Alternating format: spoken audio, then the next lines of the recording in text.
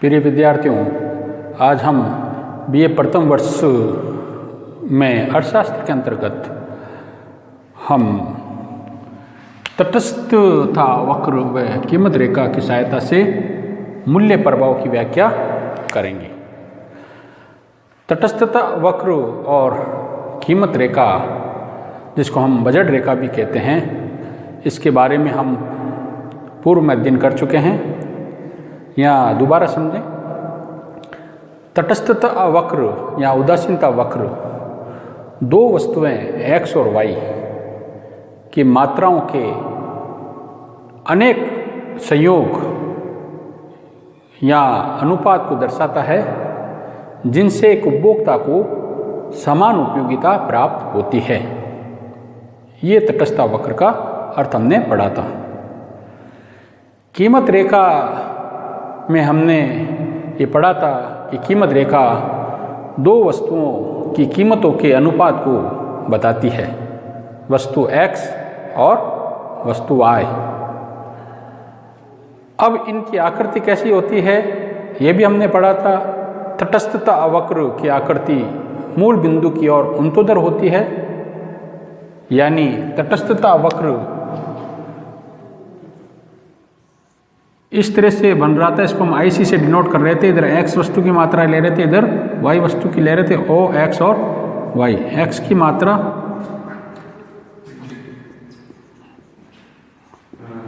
और वस्तु y की मात्रा।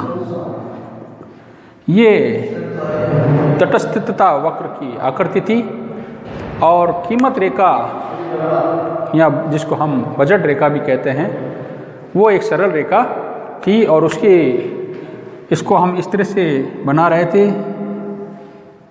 A और B। ये A और B कीमत रेखा, या इसको हम बजट रेखा भी कहते हैं। यहाँ x वस्तु की मात्रा और ये y वस्तु की मात्रा हमने ली थी।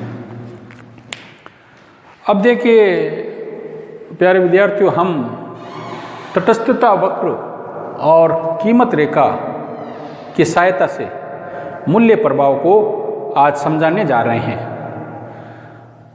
मूल्य प्रभाव का अर्थ यहाँ देखें। इसके लिए हमको कुछ मान्यता लेनी पड़ेगी मूल्य प्रभाव को समझाने से पूर्व। जैसे आपने यहाँ देखा, उपभोक्ता की आय।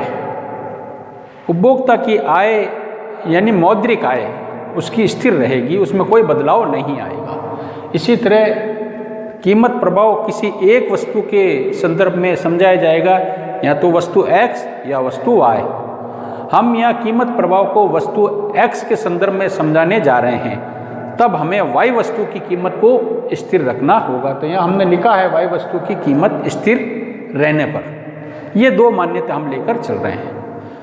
यदि आप कीमत प्रभाव को y वस्तु के संदर्भ में समझाने जा रहे हैं, तब हमें मान्यताओं में उपभोक्ता की आय तो स्थिर रखनी है, और अब यहाँ पर अगर y वस्तु के संदर्भ में कीमत प्रभाव को समझाने जा रहे हैं, तो x वस्तु की जो कीमत है उसको भी, ठीक है। यहाँ पर देखिए, हम तटस्थता वक्र व कीमत रेखा की सहायता से जो मूल्य प्रभाव हम पढ़ रहे हैं, वो x वस्तु के संदर्भ में समझाने जा रहे हैं। तब ऐसी दशा में हम ये मूल्य प्रभाव क्या है तो देखते हैं। उपभोक्ता की आय और y वस्तु की कीमत स्थिर रहने पर x वस्तु की कीमत में परिवर्तन होने के कारण x वस्तु की मांगी जाने वाली मात्रा पर क्या प्रभाव पड़ता है, उसी को हम कीमत प्रभाव कहते हैं।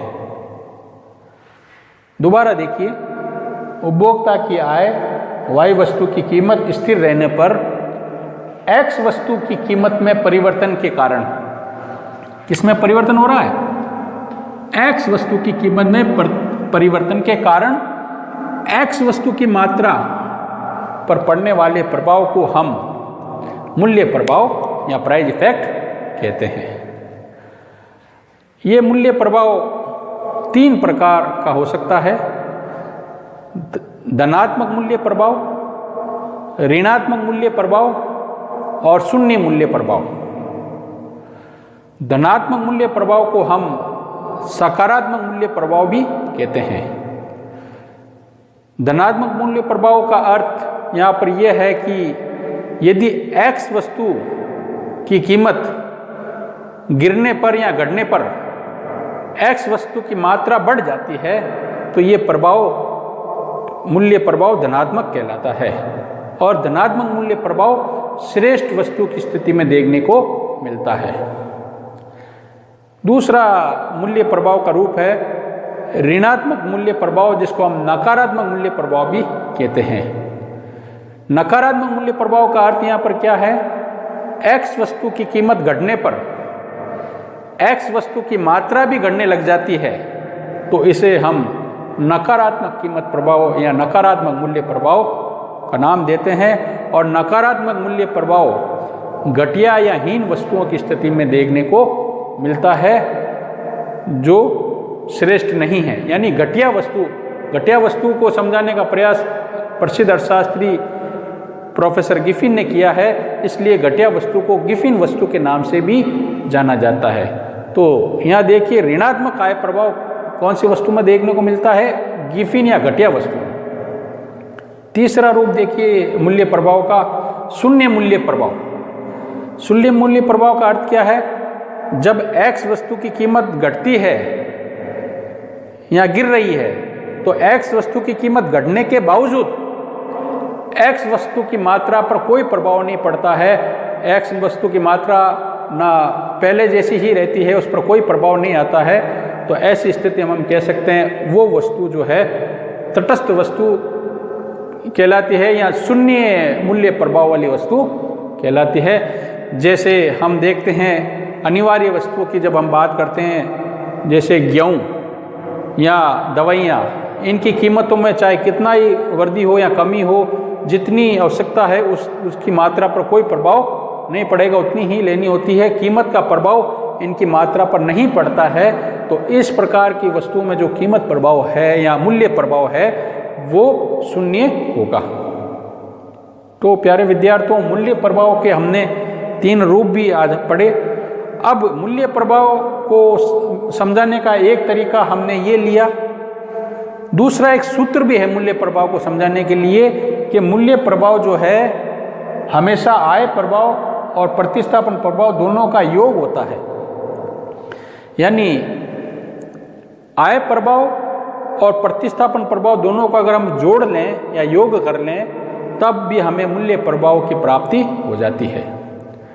मूल्य प्रभाव आय प्रभाव और प्रतिस्थापन प्रभाव का योग क्यों है? तो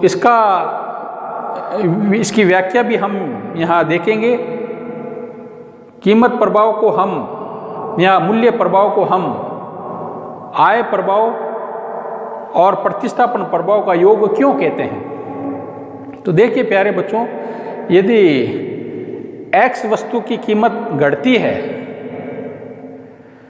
तो उसका प्रभाव ये होता है कि उपभोक्ता की वास्तविक आय बढ़ जाती है, यानी उसकी परचेजिंग पावर बढ़ जाती है। हम सभी जानते हैं जब वस्तु की कीमत घटने लगती है तब उपभोक्ता की क्रय शक्ति बढ़ जाती है। जो क्रय शक्ति जो बढ़ रही है उसी को हम वास्तविक आय का नाम देते हैं। अर्थशास्त्र में मुद्रा की जो व्यक्ति की आय की क्रय शक्ति बढ़ रही है तो उसी को हम वास्तविक आय कहते हैं। तो x वस्तु की जब कीमत गिरती है तो उपभोक्ता की वास्तविक आय या यूँ कह सकते हैं क्रय शक्ति बढ़ जाती है, इसलिए वो x वस्तु की अधिक मात्रा खरीदता है। यह आय प्रभाव कहलाता है, इसलिए हमने इसमें आय प्रभाव को लिया है। दूसरा स्थिति देखिए, जब x वस्तु की कीमत घटती है या गिरती है तब हम ये कहते हैं कि x वस्तु जो है y वस्तु की तुलना में कीमत घट रही है, सस्ती हो गई। तो उपभोक्ता क्या करता है? y वस्तु की मात्रा को कम कर देता है और x वस्तु की मात्रा को ज़्यादा खरीद रहा है क्योंकि इसकी कीमत घट गई है। ये प्रतिस्थापन प्रभाव हुआ।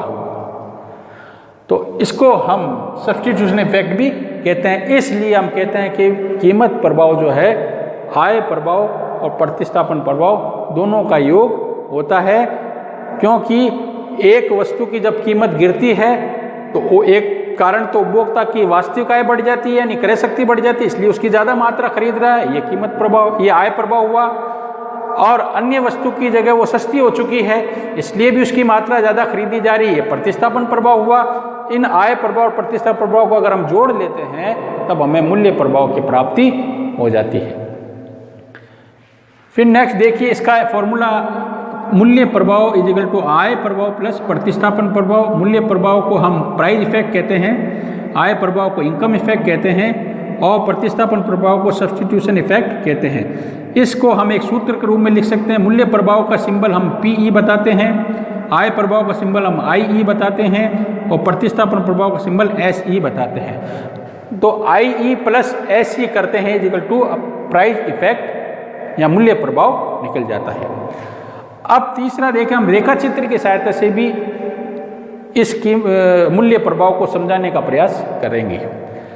रेखा चित्र में या हम ग्राफ चित्र के द्वारा देखें तो हम ये बात करते हैं कि तटस्थता वक्र की आकृति मूल बिंदु के उन्नतर होती है, जैसे यहाँ बताया गया है, और कीमत रेखा एक सरल रेखा होती है गिरती हुई।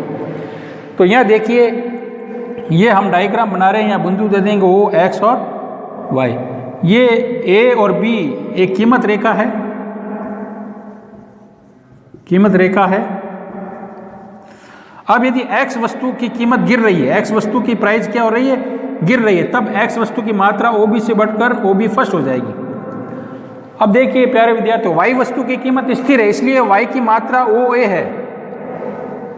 अभी X वस्तु की मात्रा OB है, लेकिन X वस्तु की कीमत गिर चुकी है, घट गई है, तब X वस्तु की मात्रा OB से बढ़कर OB फर्स्ट हो जाती है। अब इस B फर्स्ट बिंदु को अगर A बिंदु से मिलाएंगे तो नई कीमत रेखा हमें प्राप्त होगी AB फर्स्ट। AB फर्स्ट नई कीमत रेखा हमें प्राप्त हुई।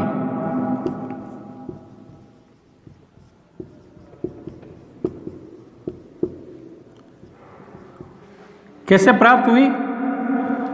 X वस्तु की कीमत घटने पर, X वस्तु की कीमत घटने पर, ये X वस्तु की कीमत घटने पर नई कीमत रेखा हमें ये प्राप्त हुई, जिसको हम AB डैश कहते हैं। पुरानी कीमत रेखा AB थी।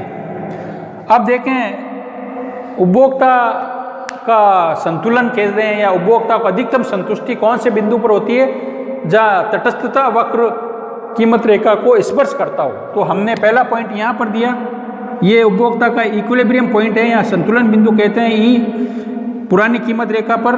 तो E क्या है? उपभोक्ता का संतुलन बिंदु है, जिसको हम साम्य बिंदु भी कह सकते हैं। अब नई कीमत रेखा AB फर्स्ट होने पर उपभोक्ता का संतुलन बिंदु यहाँ से शिफ्ट हो जाता है, जिसको हम E फर्स्ट कहते हैं। E फर्स्ट हो गया नया संतुलन बिंदु या नया साम्य बिंदु। अब देखिए प्यारे बच्चों, पहला संतुलन हमें यहाँ पर था IC उदासीनता वक्र पर, अब नया संतुलन E फर्स्ट यानी उपभोक्ता का जो संतुष्टि का लेवल है वो बढ़ चुका है। अब E से E फर्स्ट बिंदु के जब हम आते हैं, यहाँ से यहाँ आते हैं, तो इसी को हम कीमत प्रभाव कहते हैं। तो यहाँ देखिए E से E फर्स्ट की ओर अगर हम आ रहे हैं, E से E फर्स्ट की ओर चलन करना प्राइस इफेक्ट या मूल्य प्रभाव को बता रहा है, प्राइस इफेक्ट है। तो ये अपना प्राइस इफेक्ट कहलाएगा E से E फर्स्ट। अब इन दोनों संतुलन बिंदु को काटती हुई जो एक वक्र बनाया जाता है उसको हम कीमत उपभोग वक्र कहते हैं। कई बार परीक्षा में प्रश्न आ जाता है कीमत उपभोग वक्र क्या है, तो इसका अर्थ है कीमत प्रभाव को बताने वाले वक्र को हम कीमत उपभोग वक्र कहते हैं। यानी इसको हम कहते हैं प्राइस कंजप्शन कर्व, PCC इसको सिंबल के रूप में बताया जाता है। तो ये बिंदु देखें, हम E से E फर्स्ट को अगर हम काट के रेखा बना देंगे तो ये हमें PCC वक्र प्राप्त हो जाता है। इसको हम कहते हैं कीमत, उपभोग वक्र यानी प्राइस कंजप्शन कर्व, इसका सिंबल होता है पीसीसी। तो ये प्यारे बच्चों, आज हमने तटस्थता वक्र की सहायता से कीमत प्रभाव को समझने का प्रयास किया। उम्मीद है आपको ये मूल्य प्रभाव या प्राइस इफेक्ट समझ आ चुका होगा। धन्यवाद।